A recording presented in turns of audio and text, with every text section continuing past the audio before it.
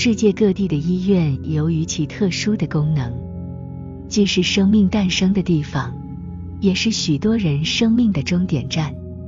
因此常常成为各种灵异故事和都市传说的背景。医院内的氛围、历史事件以及人们对于生死的深刻情感，经常会催生出各种超自然的故事。今天跟大家说的是发生在北京医护圈的真实灵异事件。在上世纪90年代中，北京有一家医院，已建成30多年，颇具声誉，病患络绎不绝。医护人员每天面对沉重的工作压力，当时也没有电脑系统协助管理，偶尔发生一些差错，甚或医疗事故，也是难以避免。所以在那个年代，不时会因家属对医院的不满而发生一些医闹事件。但就在这家医院里，发生了一件既离奇又诡异的医闹事件，结局更是一个悲剧。话说一天晚上，李、王2位护士在住院部里值班，李护士在里面的药房配药，王护士就在外面的护士台。午夜时分，王护士正在护士台填写药单，原本寂静的走廊忽然隐隐约约传来一阵轻轻的沙沙声。他眼角一扫，瞥到走廊深处好像有个人影在晃动，正慢慢地从里面走出来。他以为有病人夜起，并没太在意，但那身影却径直往护士台方向走来。这时王护士感到一股恶臭扑面而来，令人作呕。但在医院里时间长了，对这种气味也不以为意，只希望这病人尽快离开。突然，这身影停在护士台前，手上拿着一张药单，递了过来，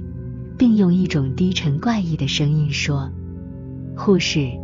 您看我这药是不是配错了？”王护士抬头一看，面前站着一个脸色灰白、眼神空洞、年约60的男子。他脑里闪过一下，汗毛直竖，全身一震，随着大叫一声，眼前一黑，昏死过去。里面的李护士听到尖叫声，便急急跑出来，只见王护士躺在地上。他往外面张望了一下，发现空无一人。他来不及多想，连忙将王护士扶起。这时李护士扫了一眼掉地上的一张药单，上面写着张某某，男，58岁。他心里有点奇怪，这不是下午刚因心脏病去世的那位患者吗？过了一会，王护士苏醒过来，他浑身发抖，脸色青白，表情惊恐。李护士连忙询问发生何事，但王护士只是摇头，没有做任何回应。李护士也没再多问，便让王护士提早回家休息了。到第二天早上，医院里发生了更为离奇的事情。起因是工作人员在例行检查太平间时，发现有一具尸体不见了，而这具失踪的尸体正是昨天因心脏病过世的张姓患者。此事一出，院方上下皆感愕然。在太平间这种地方，尸体怎么会凭空消失呢？因患者是外地人，家属正从老家赶来处理后事，院方为免惊动其他人，便组织相关人员暗中调查是那里出了差错，是否混错了其他要处理的遗体，火化了，还是让其他人错领了，但一直没有调查出结果。到了晚上，还是王、李2位护士值班，他们听说了尸体失踪的事情，均感诧异，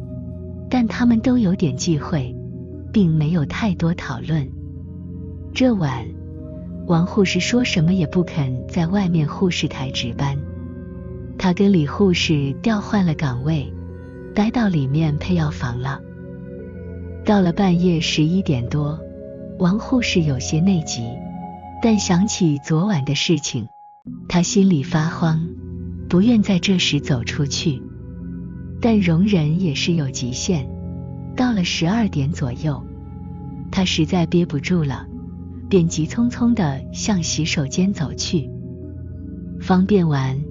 他站在洗手台前洗手，滴水声在空荡的洗手间里显得格外响亮，而惨白的灯光映照着白色的墙面，感觉一种异样的阴森。忽然，背后一阵寒意袭来，一股恶臭扑鼻，悠悠传来了那诡异的声音：护士，您看我这药是不是配错了？王护士猛一抬头看镜子，